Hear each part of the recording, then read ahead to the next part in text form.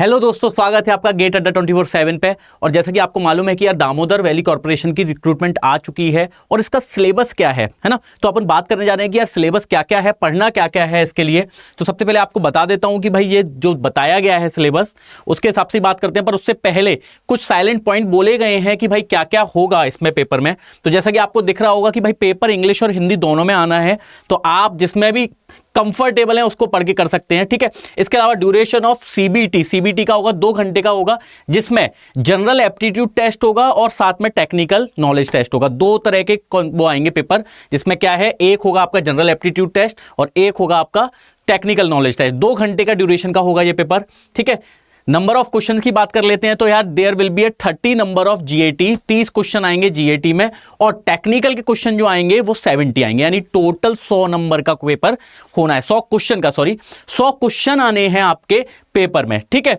और यहां पे अगर बात करें तो उन्होंने कहा है कि नंबर कितने होंगे सर, तो ये भी बता दो। तो 1 मार्क्स हर क्वेश्चन का होगा, इसका मतलब जो क्वेश्चन पेपर भी है वो भी आपका कितने का होगा, 100 नंबर का। समझ में आ रही है बात। यार नेगेटिव मार्किंग होगी कि नहीं होगी, तो साफ बोल दिया गया है there will be a negative marking of 0.25, 1/4 negative marking है। यानी अगर आप क्वेश्चन का गलत आंसर दोगे तो आपको 0.25 मार्क्स माइनस हो जाएंगे। तो नेगेटिव मार्किंग है तो सोच समझ के पेपर करना पड़ेगा, ठीक है। अब यार सिलेबस की बात कर लेते हैं। सर जीएटी में क्या क्या आएगा, तो जीएटी में अगर आप देखोगे तो आपको जनरल इंटेलिजेंस एंड रीजनिंग, आप स्क्रीनशॉट भी ले सकते हो इसका। तो रीजनिंग आनी है भाई, जनरल इंटेलिजेंस यानी कि वही जो आपका जनरल एप्टीट्यूड होता है और रीजनिंग होती है, वो आप इसको यहाँ पे आपको सॉल्व करना आना चाहिए, ठीक है। इसके अलावा ये पूरा आपका ये आ गया, जनरल अवेयरनेस के भी क्वेश्चन आने हैं। तो अगर आप पढ़ रहे हो तो भाई जनरल अवेयरनेस के क्वेश्चन भी आपको करने हैं, समझ रहे हो बात को। तो पढ़ लेना बहुत अच्छे से, यानी कि हिस्ट्री, कल्चर, ज्योग्राफी किसी में से भी आ सकते हैं। जनरल अवेयरनेस है तो देखते हैं कितनी जनरल अवेयरनेस कितने लोगों को है। इसके अलावा इंग्लिश का जो पेपर आएगा, इंग्लिश भी आएगी, इसमें इंग्लिश भी आएगी। और एक चीज बता देता हूं, केवल और केवल ये बोला गया है कि जो इंग्लिश का पेपर, वो इंग्लिश के जो क्वेश्चन होंगे उनका हिंदी अनुवाद नहीं है। इसके अलावा आपको सबका हिंदी में मिलेगा, तो आप समझ सकते हैं क्वेश्चन को। अब सर टेक्निकल की बात कर लेते हैं। ये तो हो गया सर, ये सबके लिए है और ये सबको करने ही है। अब मैं टेक्निकल की बात करूं, क्योंकि टेक्निकल सर ज्यादा जरूरी है कि टेक्निकल में क्या आना है, ठीक है। तो सबसे पहले बात करते हैं अपन मैकेनिकल में। मैकेनिकल में क्या क्या आएगा, तो मैकेनिकल में जो आएगा आपका पार्ट बना दिए गए हैं, फंडामेंटल्स एंड बेसिक्स। क्या क्या है भाई, mechanical drawing, measurement, pipes and fitting, refrigerator and air conditioning, पूरा सब्जेक्ट है, ये तो आप लोगों को पता है, ठीक है। Material inspection method, power plant engineering में आएंगे आपके स्टीम पावर प्लांट। इसके अलावा Carnot cycle, ranking cycle, efficiency of steam power plant. यानी आप स्क्रीनशॉट ले सकते हैं बेटा, अगर आप देख रहे हैं इसको तो आप देख सकते हैं कि भाई आपको बिल्कुल बता दिया गया है कि आप अगर किसी भी सब्जेक्ट को भी पढ़ रहे हैं ना, तो उसमें आपको क्या क्या पढ़ना है, ठीक है। बेसिक थर्मोडायनामिक्स आना है, बेसिक थर्मोडायनामिक्स में आपको पता है क्या क्या होता है भाई। फ्लूइड मैकेनिक्स, एफएम भी आना है, हीट ट्रांसफर आना है, ठीक है, और मटेरियल साइंस आना है। ये है आपका मैकेनिकल का पूरा सिलेबस, मटेरियल साइंस। और सर मैन्युफैक्चरिंग साइंस भी आएगा, ठीक है। मैन्युफैक्चरिंग साइंस, इतने टॉपिक्स आपको पढ़ने पड़ेंगे अगर आपको टेक्निकल में बहुत अच्छे मार्क्स लाने हैं तो। आप स्क्रीनशॉट ले सकते हैं, अगर आप कहेंगे तो मैं इसको आपको सेशन के लिंक में भी इसका पीडीएफ अपलोड करवा दूंगा, तो आप वहां से भी डाउनलोड कर सकते हैं, ठीक है। अब बात कर लेते हैं सर इलेक्ट्रिकल में क्या क्या आएगा। इलेक्ट्रिकल में आएगा बेसिक इलेक्ट्रिकल इंजीनियरिंग कंसेप्ट, ठीक है। बेसिक इलेक्ट्रिकल इंजीनियरिंग कंसेप्ट क्या हो गया सर, वही सिंपल चीज है, नेटवर्क थ्योरी वगैरह, ठीक है। तो सभी ब्रांच को बता रहा हूं मैं, सभी ब्रांच का बता रहा हूं, तो आप लोग अपनी अपनी ब्रांच का देख सकते हैं। तो अगर आप इलेक्ट्रिकल से भर रहे हैं, मैकेनिकल वाले जो भरेंगे उनका मैंने सिलेबस बता दिया है। इलेक्ट्रिकल से अगर आप भर रहे हैं तो बेसिक इलेक्ट्रिकल इंजीनियरिंग आएगी, यानी कि नेटवर्क थ्योरी, पावर क्या होती है भाई, आरएमएस पावर क्या होती है, ठीक है।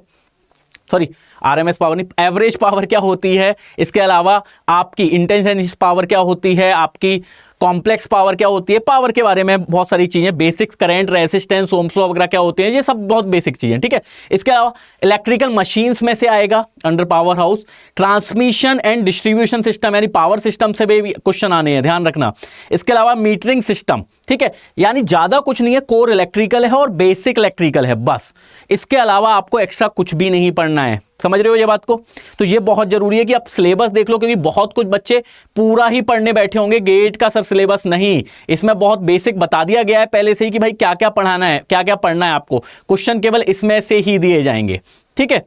अब बात कर लेते हैं सर कंट्रोल एंड इंस्ट्रूमेंटेशन की, इसका सिलेबस तो भाई संसार होता है एक तरह से, आपको पता है जैसे कि ब्रांच के बच्चे बहुत कम हैं, सिलेक्शन जल्दी होता है, पर सिलेबस सच में बहुत बड़ा होता है इंस्ट्रूमेंटेशन का। तो कंट्रोल इंस्ट्रूमेंटेशन में क्या क्या सिलेबस है, तो basic of measurement, transducer, transmitter, indicator and gauge, इसका पूरा पढ़ना है आप लोगों को, ठीक है, ये पूरा आपको पढ़ना है। बेसिक्स एंड फंडामेंटल्स पढ़ने ही है। बेसिक फंडामेंटल्स में सर क्या होगा यार, नेटवर्क थ्योरी वगैरह, ठीक है, नेटवर्क थ्योरी वगैरह पढ़ना है। इसके अलावा उसके बाद आपको सेकंड पार्ट में आपको बेसिक्स और मेजरमेंट, ट्रांसड्यूसर पढ़ने हैं, ट्रांसमीटर वगैरह। थर्ड में pneumatic, actuator, power cylinder, pneumatic, positioner और ये सारी चीज़ें पढ़नी है। देख लो भाई, बहुत ही बड़ा है सिलेबस वैसे तो देखा जाए तो इंस्ट्रूमेंटेशन का। डी पार्ट में क्या पढ़ना है सर, डी पार्ट में सेमीकंडक्टर एंड डायोड यानी कि ईडीसी भी आपको आनी चाहिए, एनालॉग इलेक्ट्रॉनिक्स आनी चाहिए, ऑपरेशनल एम्पलीफायर आना चाहिए, ठीक है। तो ये पार्ट आपको बहुत अच्छे से करना भी पड़ेगा, क्योंकि भाई बहुत अच्छे अच्छे क्वेश्चन इसमें से बनते हैं। और ये आजकल पूरा फ्यूचर है भाई, तो इसमें तो क्वेश्चन तो आने ही है, ध्यान रखना, ठीक है।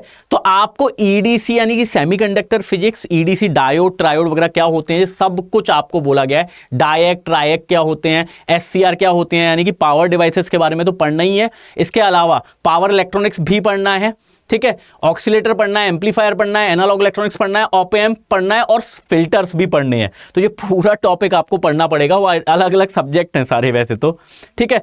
डिजिटल इलेक्ट्रॉनिक्स पढ़ना है आप लोगों को, कम्युनिकेशन पढ़ना है, कंट्रोल सिस्टम पढ़ना है। इतनी चीजें आपको कंट्रोल एंड इंस्ट्रूमेंटेशन वालों को पढ़ना है। इसके अलावा सिविल की बात कर लेते हैं अब लास्ट।